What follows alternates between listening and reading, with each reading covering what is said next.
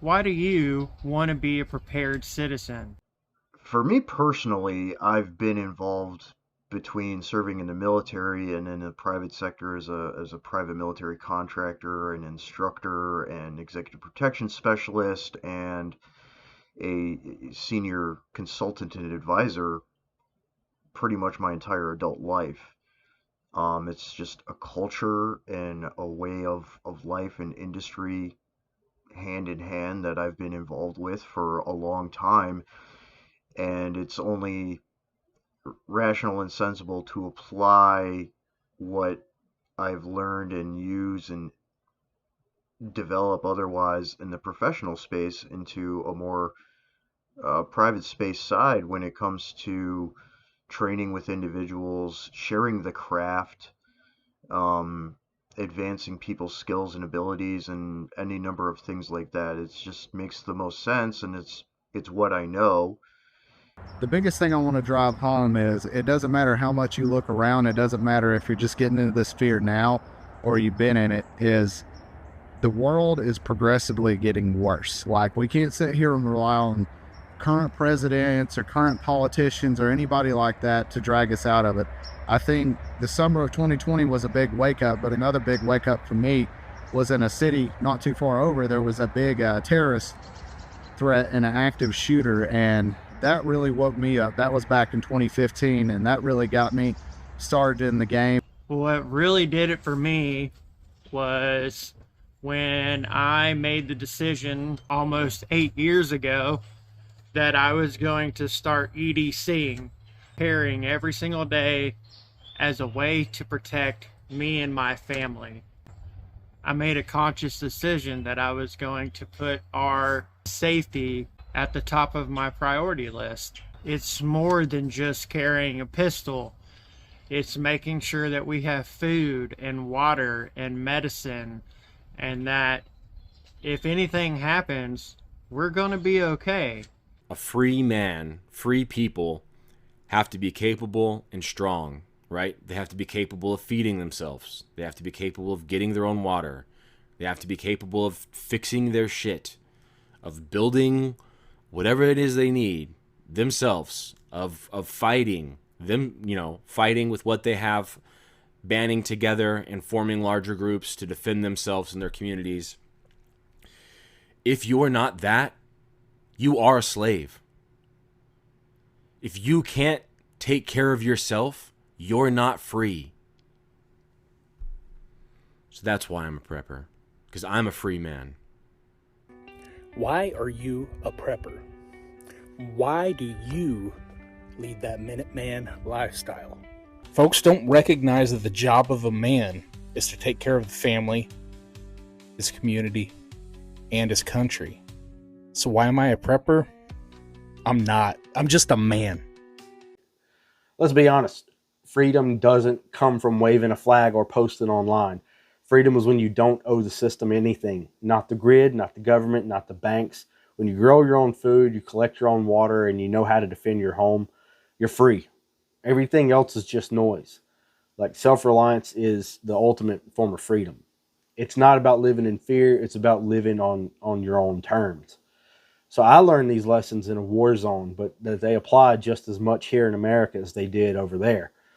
The collapse can happen here, maybe not tomorrow, but someday. And when it does, you'll either be part of the solution or part of the problem. So I choose self-reliance. I choose freedom because I know that no one's coming to save me when it all collapses. Then the whole pandemic thing kicked off. 2 weeks to flatten the curve. And food was getting scarce on the shelves. You couldn't find toilet paper anywhere. I still don't understand what that was about. It just kind of reaffirmed that having those extra stores, being prepared, really was what's best for me and my family. The economic issues, right? We're whatever. I don't even fucking know anymore. What are we, $35 trillion in debt? But that doesn't even tip the iceberg. We're actually like over 100 trillion in debt when you consider the unfunded liabilities of Social Security and stuff like that is not covered, and we, isn't going to be covered. The economy's cooked. I don't. Not only is nobody trying to fix it. I mean, Elon and Doge is great or whatever, right? But they're not fixing the unfunded liabilities, and I don't think it is fixable, even if somebody was actually trying to. Then we have political division, right? We did make it out of this election seemingly thus far, about to be April pretty soon, without a domestic conflict. However, we are still highly politically divided.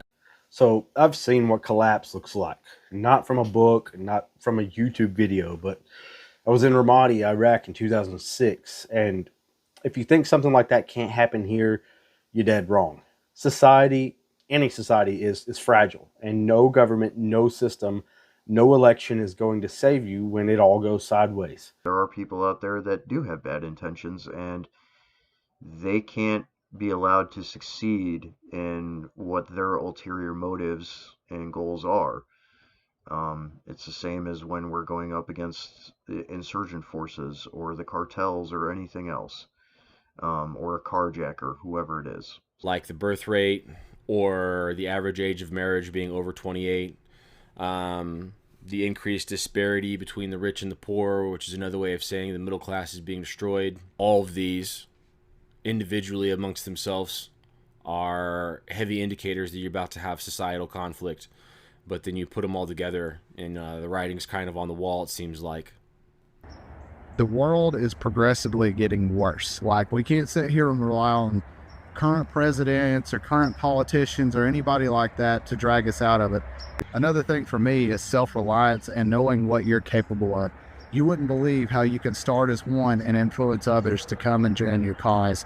And not in a negative way, not in a crazy extremist way. I'm saying deep down, there's a lot of us out there. There's a lot of us that are on different paths, some of us more advanced than others. And we need to be aware of that, and we don't need to try to be the know-it-all. We need to let every man have his own job to do. And that's how you kind of work together cohesively as a team. Every person needs to be a leader. Leadership should be something across the board, even more so than about firearms and guns. And that's the ability to be a good leader, because if you can do that, you can align yourself with like-minded people that are going to help you accomplish whatever goal it is that you need to accomplish. Hard times don't send an invite. They show up unannounced, like a job loss, a storm, a supply chain failure, or civil unrest. Self-reliance means I don't panic when shelves go empty or comms go down. It means I have food, water, gear, and skills, and the mental toughness to handle it. Prepping isn't fear, it's responsibility. It's not hoarding, it's hedging against the reality that systems will fail you. When things go bad, the last thing I want is to be someone else's problem. I'm not going to show up at my buddy's door asking for food. I'm going to be the one helping my neighbors. That starts with owning my situation now while times are still good. You can't call yourself a protector, a provider, or a man if you crumble under pressure and expect others to carry your weight. Self-reliance isn't selfish, it's the opposite. I don't want to be dependent on a government who put us in this situation in the first place. I want to have independence so that my family doesn't have to stand in the bread line just to get a can of soup with no label on it. I want to know that whatever the disaster may be, sickness or broken bones that prevent us from going to work, natural disasters, fire, flood, tornado, hurricane, mudslide, whatever, all the way up to those doomsday scenarios where the blue helmets come marching in or the land of the dragons and bears invade. Whatever the situation is, we're taken care of. And I think that's something that gets overlooked a lot. This isn't the sexy guns and gears side of things, but it is one of the most important things that we need to be talking about, discussing, and remembering. It is a man's duty to take care of and provide for his family. It is within our best interest to link up with other like-minded individuals who also want that independence and refuse to be a part of the dependent breadliners and make a stand and say, I am protecting me and mine. I don't need you. It's not going to be easy, and it's not guaranteed that we're going to make it out unscathed and everything's going to be fine. But wouldn't you like to better the odds?